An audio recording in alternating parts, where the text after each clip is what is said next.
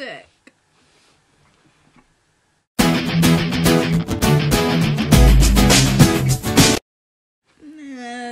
hat is gone. Hi guys, it's Thursday, and I'm Sarah, and this week is book week on People Vlogging on Days. So, here goes. First up, of course, I've talked about this before, I am a huge Harry Potter fan. So, yeah, Harry Potter. Obviously, I love the Deathly Hallows, but I think my favorite Harry Potter book is Harry Potter and the Order of the Phoenix. One, I like it because it's the longest. Two, I think it was the first Harry Potter book that I read solely on my own. The other ones, the first time I read them, my mom read them to me. And I also really like how dark it is, in a way.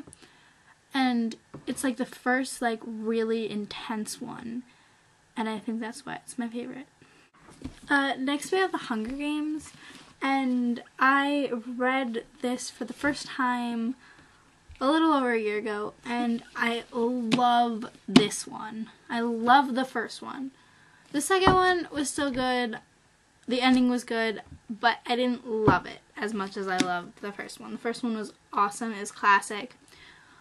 The third one I have yet to finish because I don't like it that much, and it's just kind of dragging, and I don't know.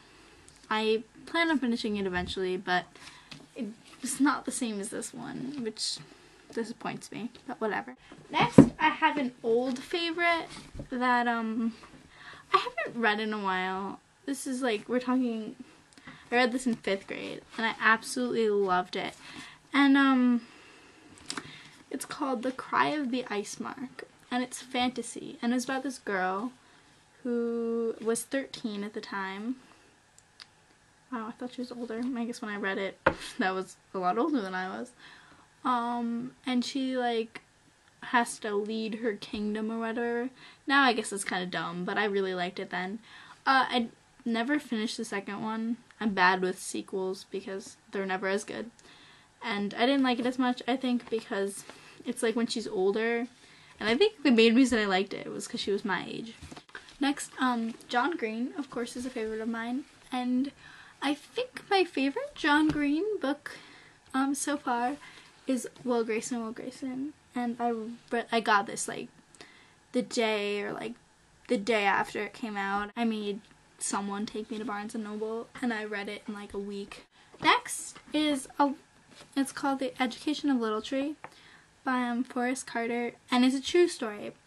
And I don't think a lot of people have heard of this book, but I really recommend it. My 6th grade teacher read this to me, like to my class, and I recently scored a copy. They're like hard to get a hold of, like maybe through a library or something you get them.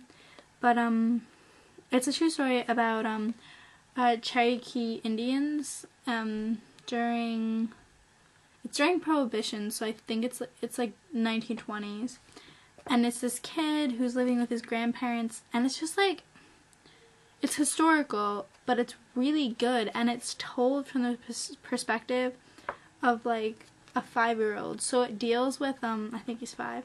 It deals with like serious issues, but it's like lighter because it's from a younger perspective.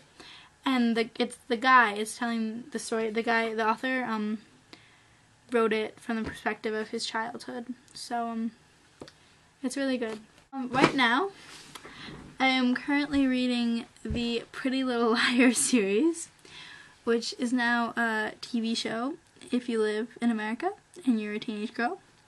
But the books are far better. They're not exceedingly well written. But the way that they all like fit together, it's like really complicated, and it's actually really good. So if you're a girl and you want something quick to read, and you'll probably read them really fast. I read this is the 4th one. I read the second. I read each of them in like a couple days.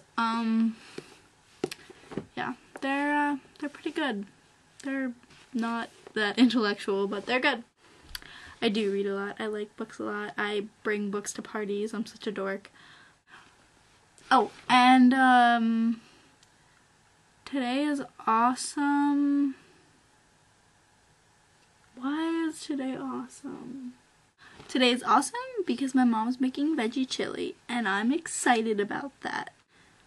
So, yeah. Ashley, I'll see you tomorrow.